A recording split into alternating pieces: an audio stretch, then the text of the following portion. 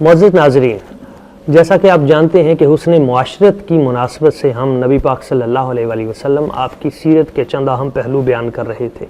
آج دوسرا اہم پہلو آپ کے پیش خدمت ہے۔ آپ علیہ السلام کا یہ معمول تھا، قد ترک الناس من ثلاث، آپ نے ہمیشہ لوگوں کو 3 چیزوں سے دور رکھا۔ کیسے؟ لا یذم احدا، آپ نے کبھی کسی کی مذمت نہیں کی۔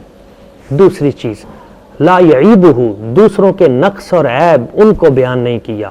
ولا یطلب عورتہ، اور دوسروں کی پوشیدہ چیزیں، جیسے لوگ دوسروں کے خفیہ معاملات میں پڑے رہتے ہیں، ٹو میں لگے رہتے ہیں کہ کوئی خفیہ معاملات ہمیں ملے تاکہ ہم اس کو بلیک میل کریں یا سنبھال کے رکھیں یا آنے والے وقت میں اس سے فائدہ اٹھائیں۔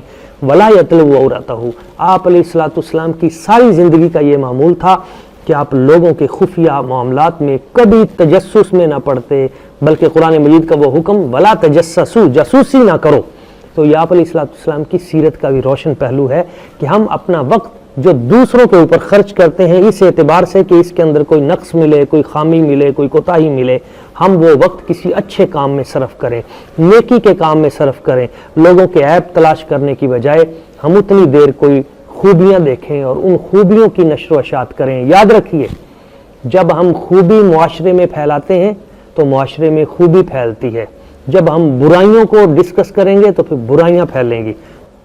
یاد رہے، زندہ تو زندہ ہے نا، ان کے نقص اور ان کے عیوب اور ان کی ٹو میں لگے رہنا یہ تو ایک بہت ہی متنفر اور دین بیزار کر دینے والا، دین سے دوری والا عمل ہے۔ آپ علیہ السلام کا تو فرمان ہے حسنوا موتاکم، اگر تمہارا کوئی فوت ہو جاتا ہے تو تم نے اس کا بھی عیب اور نقص ڈسکس نہیں کرنا، بلکہ حسنوا، تم نے اس کی بھی خوبی ہی بیان کرنی ہے، اس کی بھی خوبی بیان کرنی ہے۔ کیوں؟ جب تم خوبی بیان کرو گے تو معاشرے میں خوبی پھیلے گی۔ اللہ تعالیٰ کی بارگاہ قدس میں دعا ہے وہ ذات لم یزل ہمیں نبی پاک صلی اللہ علیہ وآلہ وسلم آپ کی حسین و جمیل عظیم سیرت پہ ہمیں اچھے طریقے سے عمل کرنے کی توفیق اور سعادت عطا فرمائے۔